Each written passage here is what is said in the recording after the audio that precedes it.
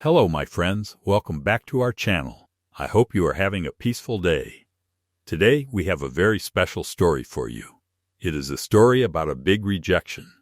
It is a story about hard practice. It is a story about never giving up. Can you imagine seeing a list without your name on it? Can you imagine feeling embarrassed in front of all your friends? Can you imagine turning that pain into pure power? He was tall. He was fast. He loved the game of basketball. He practiced every single day. He dreamed about basketball every night. But one day, his own coach said no. His coach cut him from the school team. He felt sad. He felt angry. He felt very small. But he did not stay sad for long. He did not quit. He trained harder than before. Many years later, this same boy became the greatest basketball player in history. His name is Michael Jordan. Let's go back to the beginning of his story. Michael Jordan was born in Brooklyn, New York. The year was 1963. He was the fourth child in his family. He had two older brothers and one older sister. He also had one younger sister. When Michael was young, his family moved to Wilmington, North Carolina. The weather was warm there. The streets were quiet. The neighbors were friendly. Michael's father was James Jordan. Michael's mother was Dolores Jordan. His parents worked hard every day. They taught their children simple rules.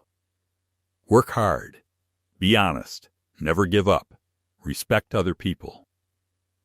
Michael listened carefully. He remembered these rules for his whole life. As a boy, Michael loved sports. He played baseball. He played football. He even played golf sometimes. But basketball became his true passion. His older brother Larry was also a great athlete. Larry was strong and quick.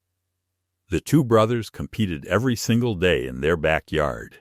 Sometimes these games got very intense. Michael wanted to win every single time. He hated losing, even to his own brother. This hunger to win stayed inside him forever. Young Michael was not always tall, though. For many years, he was actually quite short. Other boys grew faster than him. Michael watched them pass him by, year after year. This bothered him deeply. But he did not complain about it. He simply practiced more. He watched his heroes on television late at night. He studied their every move. He loved a player named David Thompson. He loved a player named Julius Erving, too. He copied their jumps in his own backyard, again and again, under the evening sky. He imagined himself in big games, hitting the final shot in front of a roaring crowd. Basketball was not just a hobby for Michael. It felt like a quiet promise to himself. His mother often reminded him of one simple thing. Hard work always beats natural talent. Eventually. Before we continue, please subscribe to our channel. New stories arrive every week. Now, let's talk about one difficult day. This day changed everything for young Michael. Michael was 15 years old. He studied at Emsley A. Laney High School in Wilmington. Every year, the coaches picked players for the varsity team. Varsity meant the best team in the whole school. Michael wanted this so badly. He dreamed about wearing that team jersey. He trained all summer for this moment. He believed he was ready. The day of the announcement finally came. A long list of names hung on the gym wall. Students crowded around the paper. They pushed forward to see their own names. Michael pushed through the crowd too. His heart was beating very fast. His eyes moved down the list, name after name after name. But his name was not there. He read the list again. He read it one more time, very carefully. His name was still not there. His best friend's name was on that list. Other shorter boys made the team too, but Michael did not make it. Michael felt his face turn hot. He felt tears forming in his eyes. He walked away from the crowd. He walked straight to his locker. Alone, he closed the locker room door. He sat down on the cold floor. He cried in that quiet room. Nobody saw him. He wanted it that way. That day felt like the end of the world. This boy loved basketball so much.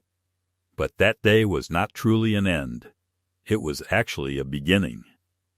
Michael went home that afternoon, feeling completely empty inside. His mother saw his face immediately. She asked him what happened. Michael told her everything. He said the coaches did not want him on the team. His mother did not feel sorry for him for long. Instead, she gave him simple, powerful advice. She said, "Use this pain. Do not hide from it. Work with it every day."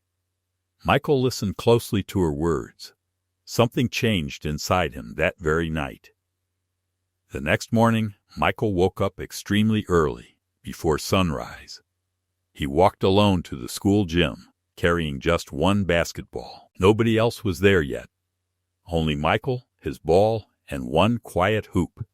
He shot the ball again and again. He ran hard drills in that empty gym. Every single morning he repeated this routine. Before school, he trained hard. After school, he trained again. His brother Larry also pushed him constantly. The brothers played one-on-one for hours at a time. Michael studied his own weaknesses honestly. His jump shot needed work. His defense needed work too. So he fixed one weakness at a time. Slowly, quietly, patiently, months passed by. Michael also grew much taller that year. He grew 4 full inches. His body changed, his skills changed, his confidence changed completely. That same summer, Michael attended a special basketball camp too. The camp was called 5-Star Basketball Camp. Many talented players trained there. Coaches and scouts watched every player closely at this camp. Michael worked harder than almost everyone else on that court. By the end of the camp, scouts were already talking about his name. They said this young player had something special. They said he had a bright future. The next basketball season, Michael tried out again for the school team. This time, the coaches saw something completely different in him. This time, they saw a rising star, not a small, weak boy. Michael made the varsity team easily. He did not just make the team, either. He quickly became the very best player on that entire team. In his final 2 years of high school, Michael became a true local legend. He scored many points every single game. Fans filled the small gym to watch him play. Opposing teams started planning special defenses just to stop him alone. But nothing truly worked. Michael always found a way to score. Local newspapers began writing short articles about this exciting young player. His high school gym felt small now, packed tight with excited fans every game night. Teachers noticed a change in him too. He walked taller. He spoke with more confidence. He still remembered that painful list on the gym wall, though. He never forgot it. He kept that memory close, like a small fire burning quietly inside his chest. Whenever he felt tired during practice, he thought about that locker room again. That memory pushed him through every hard drill, every early morning, every long summer. College coaches from all over the country soon wanted him badly.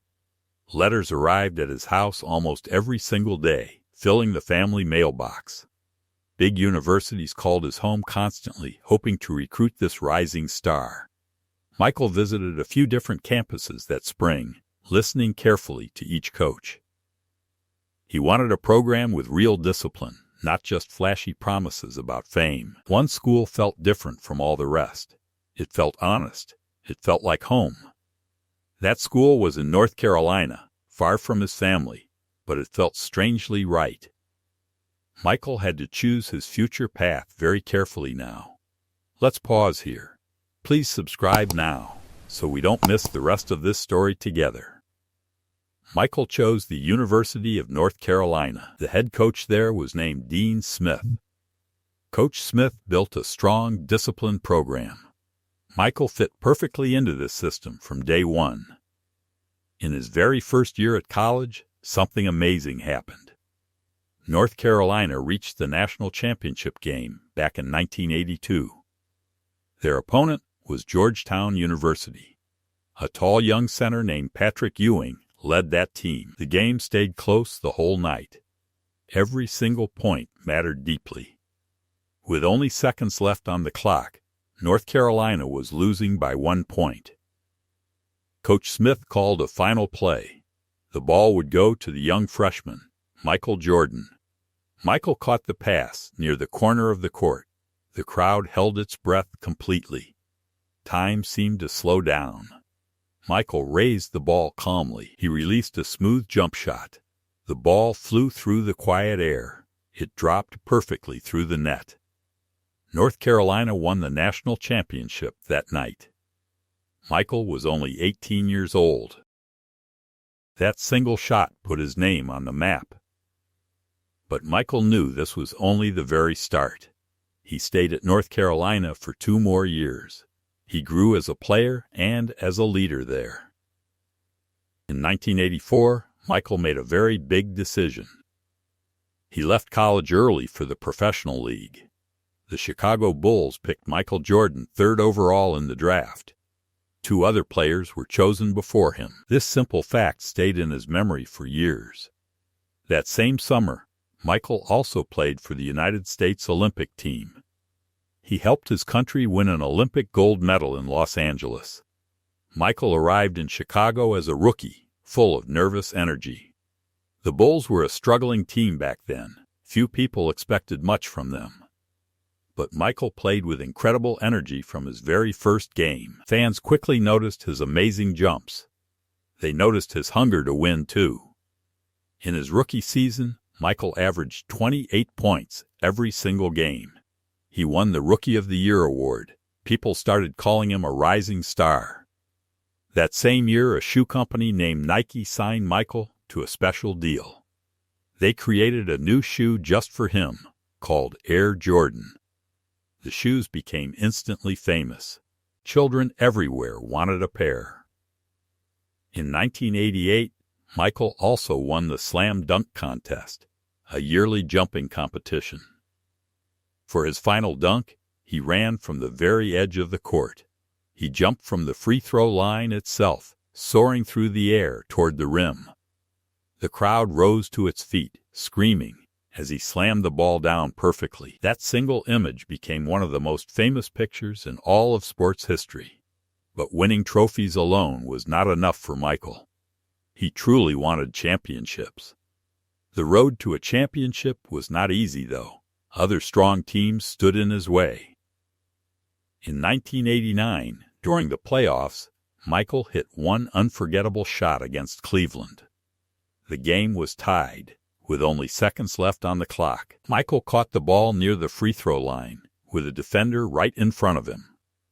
He jumped high into the air, hanging there for what felt like a very long moment. He released the ball just before landing. It dropped cleanly through the net. The Bulls won that game on that single shot. Fans later simply called it the shot. That moment showed the whole league Michael could win games all by himself. But one single shot was not enough to win a full championship, though. One team, the Detroit Pistons, became his biggest rival for years. The Pistons played rough, physical defense against Michael.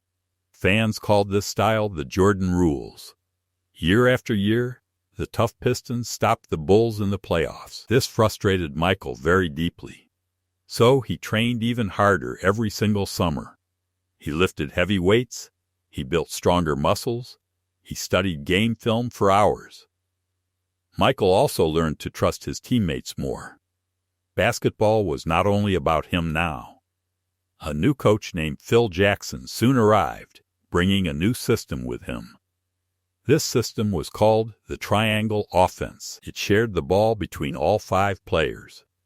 Slowly, the Chicago Bulls became a true team, not just one superstar with helpers. Michael also became famous for his intensity during practice sessions. He pushed his own teammates constantly, sometimes with tough, sharp words. He wanted every single player around him to work as hard as he did. Some teammates found this difficult at first. A few even felt frustrated by him. But most players later said this pressure made them much better athletes. A talented teammate named Scottie Pippen became his most trusted partner on the court. Together, Michael and Scottie created problems that other teams simply could not solve. Michael believed that comfortable teams never won real championships. He believed that greatness required real discomfort every single day in the gym. In 1991, everything finally came together for Michael and his team. The Bulls faced the Los Angeles Lakers in the championship series that June. Chicago won the series in 5 games. Michael Jordan was a champion at last. He cried with pure joy that night, holding the championship trophy close to his chest. The Bulls did not stop there, though. They won again in 1992. That same summer, Michael joined a very special team called the Dream Team. This team gathered the greatest basketball players in the entire United States. Together, they traveled to Barcelona, Spain, for the Olympic Games. Crowds everywhere followed this team like excited children following superstars. Opposing teams did not just want to compete against them. They wanted photographs with them instead. The Dream Team won every single game easily. They won the gold medal together. Michael returned home with 2 prizes that year, an NBA title and Olympic gold. Then, in 1993, the Bulls won a 3rd championship in a row. 3 championships in a row. People started calling this amazing streak a dynasty. Michael became the most famous athlete on the entire planet during these years. His shoes sold in almost every country in the world. Children everywhere wore his jersey number, 23. Fans in Paris watched his games late at night. Fans in Tokyo woke up early just to see him play. In 1996, Michael even starred in a popular movie called Space Jam alongside cartoon characters. Some children never watched basketball at all, but they still recognized his face immediately. His shoes changed fashion completely. Young people started collecting sneakers like rare treasures. This new culture, sneaker culture, still exists strongly today. Decades after his playing days, a poor boy from North Carolina had somehow become a symbol known around the whole world. But then, sudden tragedy struck his family. In the summer of 1993, Michael's father, James, was tragically killed. Michael was completely devastated. His hero and best friend was suddenly gone forever. James had always traveled with Michael to games. He had always given quiet advice courtside. Now that quiet voice was gone. The arena felt strangely empty without him there. Deep grief filled his heart. Basketball suddenly felt much less important to him. Michael stopped smiling as often. He spent long hours alone, thinking about his father. His teammates worried about him deeply. They gave him space and quiet patience. In October of 1993, Michael announced a shocking decision to the world. He was retiring from professional basketball completely. He was only 30 years old. The whole sports world felt stunned by this surprising news. Michael said he lost his desire for the game, at least for now. He remembered a small promise he once made to his father. Long ago, his father always said Michael could try professional baseball too, someday. So Michael decided to chase this brand new dream instead. In 1994, Michael signed with a minor league baseball team, the Birmingham Barons. Many people laughed loudly at this strange choice. They said Michael was not good enough for baseball. Michael did not care about these critics at all. He worked at baseball just like he worked at basketball. He woke up early every morning. He practiced his batting for hours. He studied opposing pitchers carefully. He rode long, tiring bus trips between small towns, just like every other minor league player. He shared cheap hotel rooms. He ate simple meals. He carried his own equipment bags. There were no cheering crowds like before. No championship trophies waiting for him here. His baseball skills slowly improved, but they were still clearly developing. He was not a natural star in this new sport. Still, Michael respected the whole process completely. He never once stopped trying his best. He later said this quiet season taught him something important about patience. Then, in March of 1995, Michael made another huge announcement. He sent a short, simple message to the entire world. It said only 2 words, "I'm back." Michael Jordan was returning to professional basketball again. Fans everywhere celebrated this incredible news with pure joy. Michael's return was not perfect at first. His timing felt a little rusty. In one early game back, he even missed an important shot at the end. Reporters wrote doubtful stories. But Michael trained with fierce determination that whole summer, just like before. He arrived at training camp before everyone else, just like his old high school days. He studied his old game film again. He rebuilt his shot, piece by piece, like a craftsman. By the very next season, Michael was fully back to his absolute best form. The 1995 to 1996 season became truly historic for the Chicago Bulls. The team won an incredible 72 games that season. This set a brand new league record. Opposing crowds now cheered for Michael too, even in enemy arenas. Respect replaced doubt completely. The Bulls felt completely unstoppable that year. Michael led them to another championship that June. The next year, in 1997, the Bulls faced a huge challenge in the finals. Michael suddenly became extremely sick before one crucial game against Utah. He had a very high fever. He felt weak and dizzy all over. Doctors worried he could not even play. His teammates found him lying on the locker room floor hours before the game started. He could barely lift his head. His skin looked pale and cold to the touch. Doctors gave him fluids through a needle. They told him firmly to stay in bed instead. But Michael refused firmly to sit out this important game. He walked onto the court, pale and clearly exhausted, in front of thousands of fans. Every step looked heavy. Every breath looked difficult. But his eyes still burned with focus. Somehow, Michael scored an incredible 38 points that night. He was still very sick. He even made a crucial 3-point shot in the final minutes, barely able to stand straight. At the final buzzer, his own teammates had to hold him up. He could barely even stand alone. This unforgettable game became known as the flu game.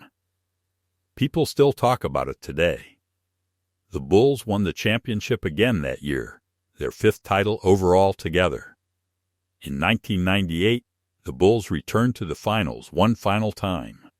Their opponent was the Utah Jazz once again for a hard rematch. The series reached a decisive 6th game. It was played far away in Utah. The pressure felt truly enormous. Thousands of fans in the arena screamed at the top of their lungs. With less than 20 seconds left, the Bulls trailed by a single point. Michael received the ball near the top of the court, completely calm.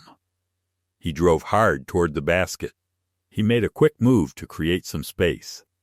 He gently pushed off his defender, just enough to find a small opening. Then, very calmly, Michael rose up high for one final shot. The ball left his fingertips smoothly. Time seemed frozen for every single fan watching. His arm stayed raised in the air, exactly like a painted photograph. The shot fell perfectly through the net. The whole arena went silent for one long second, then erupted into noise. The Chicago Bulls won their 6th championship that magical night. Michael Jordan completed a perfect second three-peat, 6 titles in just 8 years. Soon after, Michael retired from the Bulls once again, on his own terms. He wanted to leave the game on top, exactly like that final, perfect shot. Years later, Michael returned briefly to play for the Washington Wizards.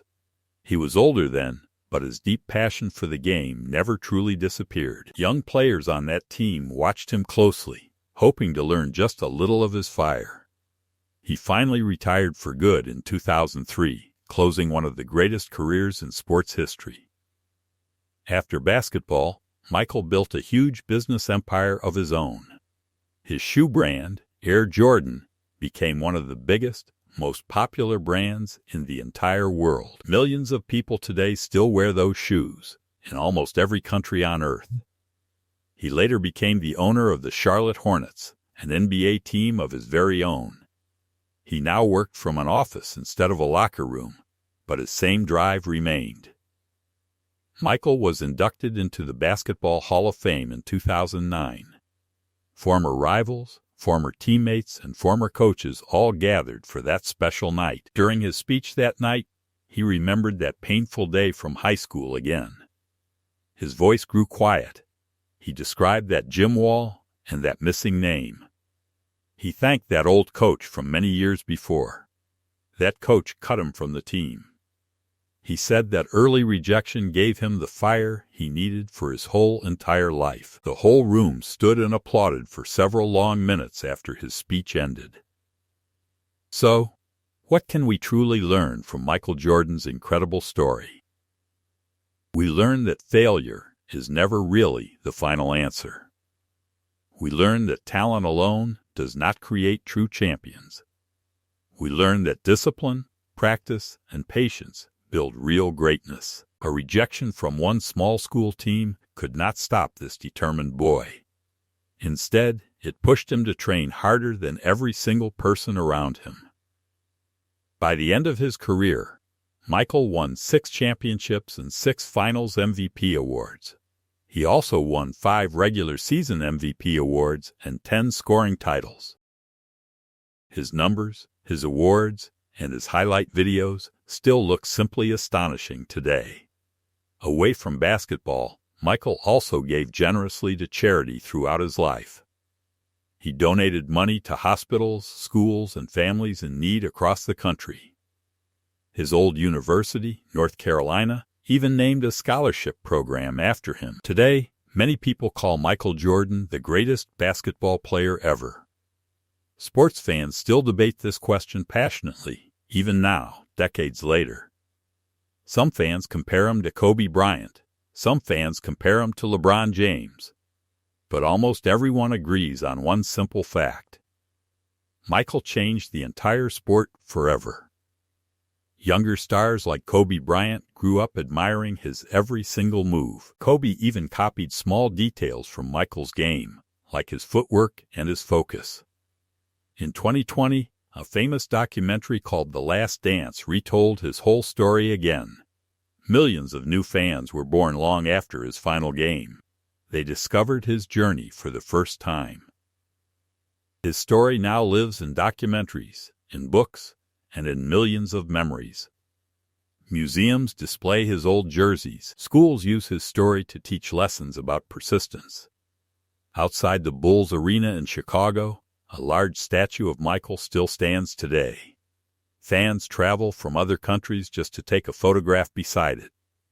Young players today still study his old games, frame by frame, hoping to learn his secrets. But behind every trophy, there is still that quiet, empty locker room. There is still that young boy, crying alone, feeling completely unseen.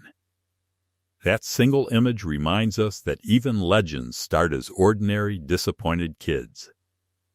This same lesson applies perfectly to learning a brand new language, like English.